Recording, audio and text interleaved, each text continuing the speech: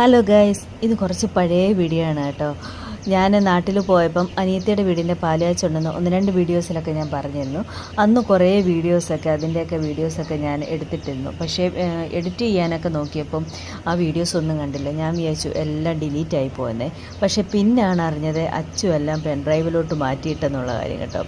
അപ്പം ഇന്ന് നമ്മൾ വന്നിരിക്കുന്നത് മാന്നാറുള്ള കരീം സ്റ്റോറിലാണ്. ഇവിടെ പാലുകാച്ചിന് വേണ്ടുന്ന കുറച്ച് കലവും വിളക്കും സാധനങ്ങളും വീട്ടിലേക്ക് വേണ്ടുന്ന സാധനങ്ങളും ഒക്കെ വാങ്ങണമായിരുന്നേ.